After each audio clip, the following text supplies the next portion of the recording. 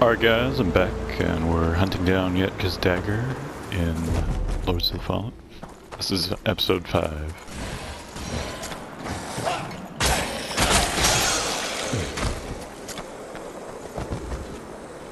Oh, sometimes this guy doesn't aggro. I just loaded from the start, so it respawns these enemies every time you load a new area or reload the game. It doesn't like save the entire world state every 2 seconds, so like it would in the Souls games. So that can be both a blessing and a curse, depending.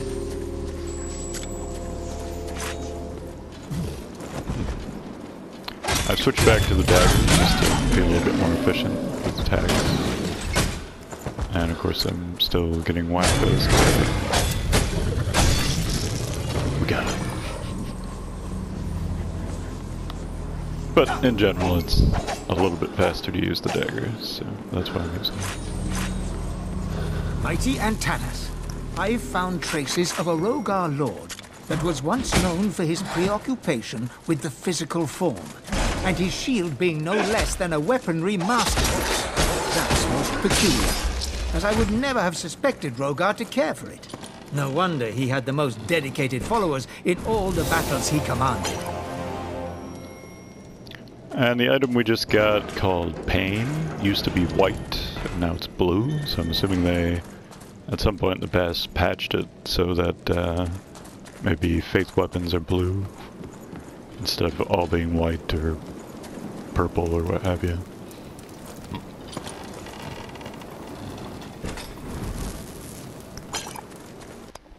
We also just got Pain, which I'll use very briefly.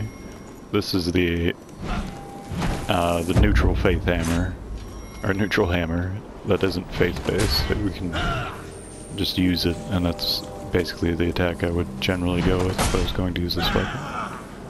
But since we're rogue, I'll stick to rogue weapons for now. This is a lethal secret that we also got from that chest. So these are the short swords, and their timings are a little funky, but certainly a much better weapon than what we just had, so not too bad.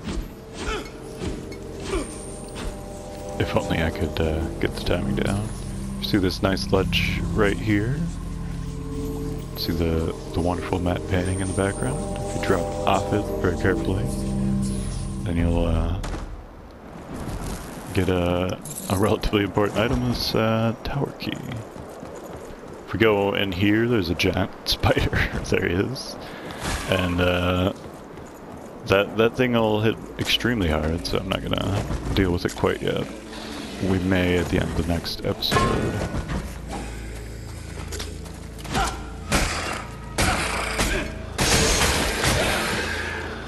Huh. It looked like the final attack there knocked him on his butt. I don't know if that's just because it's a standard. It did just enough poise damage to knock him down, or if that's a function of the attack. Who can say? This is my 6th night on watch. The fires on the horizon have burnt out. An all-encompassing silence has fallen. Maybe the Rogar have retreated. I hope the villagers can return to their homes soon.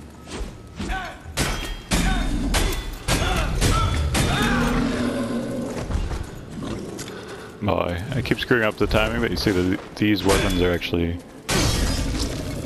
pretty passable on their own, even if you don't manage to get the timings down. So, despite my lack of skill with them, they're still pretty good weapons. Get an axe weapon, but it's a strength weapon, so I'm not overly concerned about it at the moment. That silly looking animation there was the kick. So this game does have a kick, and you just do a slight forward motion and then R1. And it looks really funny if you just spam it like this. Like, I don't even know if it's physically possible to maintain balance like that. Harken is really impressive. Just kicking that. Kick that air. Right here we see one of the more devious traps early game, where there's an archer behind this infested who's a little bit buffer than your typical infested. So if you just go up there and fight him, you're usually gonna get shot in the face. So it's to your best interest to use the gauntlet. And see that the magic regenerates over time. So that if you're patient enough, you could use this gauntlet infinitely to kill as many enemies that you wanted, but it's not very efficient. And, well, there's at least one enemy in the game that heals, so it wouldn't work. So this guy is the dreaded zombie that comes back to life, so we need to kill him a second time. He also hits a little bit harder. I don't think you can actually fall in this little gap right here, unless you get shot while you're jumping over it by the archer. But I'll try to be safe. Just go directly over. Since I'm using one-handed, I can actually get a special attack on that guy. Here we see another staff and a fist weapon. The fist weapon was a rare loot from the archer, but the staff is actually substantially better than the one we had before, and even has a socket on it. And some nice accoutrements in the end. I guess we can very briefly use the staff. Up here in this room is where we'll find Yetka's dagger. But first we gotta deal with the marauder. Interesting idle animation, don't know if I've seen that before. And you should be dead with one more. Yep, slow down. Action cam. And there it is, Yetka's dagger. And that one is still white. However, Yetka's dagger is actually substantially better than the short swords we were using, so say goodbye to the short swords for now. We're gonna be using Yetka's dagger. And even though it's a quest item, it's actually a really viable weapon in the early game. And if you don't know how to use the Shard of Heroes, it's actually the best dagger that you get for quite some time. So if you're like, well, I don't care about this Yetka person, but I really want some dope-ass daggers, then you should just come here, steal them, and say, screw up, Yetka, I got daggers. Or, I'm not giving you these daggers. But you can see I'm only hitting with just barely a little portion of that attack, and it's already wrecking this guy. An interesting facet of these weapons... Oh, not anymore. Well, this weapon used to be partial lightning damage, and it was one of the only lightning damage weapons in the entire game. But I guess it isn't anymore. Trusty Patches. The only thing more trusty than Patches the spider is Patches the patches themselves. Ah, there's the rest of our hot blood armor, so now we can put that on and look even more like a Warcraft 3 unit. I really like the armor sets in this game. I think even though they look relatively similar to one another, they're all very finely detailed. So if you played The Witcher 3 for 300 hours and you're tired of somewhat generic looking armor, you can come play this game and get nice looking armor. Fortunately, that guy whipped on that attack because it would have hit pretty badly, but we also get a backstab. This little icon right here means I need to use a sealed rune to open it, which all the enemies in the game drop, so it's usually not a big deal. There will eventually be another usage for runes. And here we have the live elements armor, which we have another piece of from earlier, and an attribute point shard. So what that is I can use that as an item, if I can find it. Here it is. So an attribute shard, very interesting lore apparently. It'll just give you an attribute point immediately, but the optimal way to use these is just to hoard them over the course of the game, and then when the experience required for each attribute point is prohibitive, then to just use all these, and then you've got 8 new levels at the end of the game. Or you can use them early if you so desire. I'll try to figure out where I am. I think I can do it without too much trouble. Yeah, so here we are back on the bridge. This is where that marking is, if you recall. We're actually going to go try to fight that spider. It might not go very well. If I die, that'll probably be the end of the episode. But if I don't die, then it'll be very shortly after that.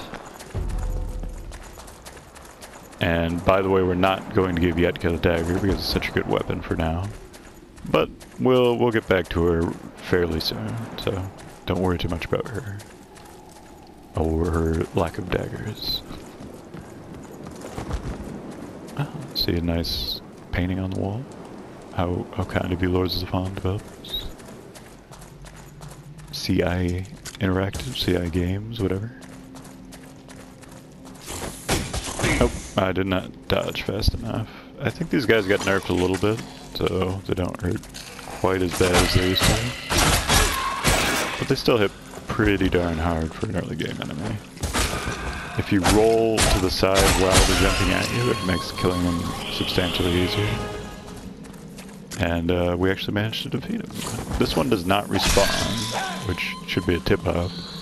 But that monk that we saved and cut off his arm, because that's how you save people, this is actually his laboratory, so later in the game, when you're wondering where his laboratory is, you can come back here and he'll be here. But first we have to go find him and tell him that we saved the laboratory. I believe there's a chest in here. Yes, there it is.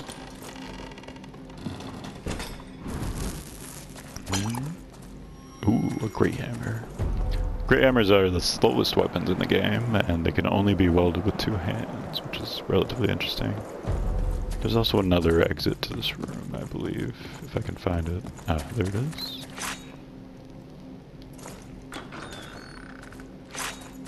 And I'm just coming down here for brevity, but if you're curious where the door is that Yetka's dagger is needed, we'll turn that into Yetka to get that key to the catacomb she mentioned. It goes to this door right here, but we can't go there yet. So alright. That's gonna do it for this episode. Sorry for the disconjointed ending there. But on the next episode I'm gonna go fight the commander boss, so that should be interesting. And at the end of that we'll see what to do with Yetka. So I'll see you guys next time.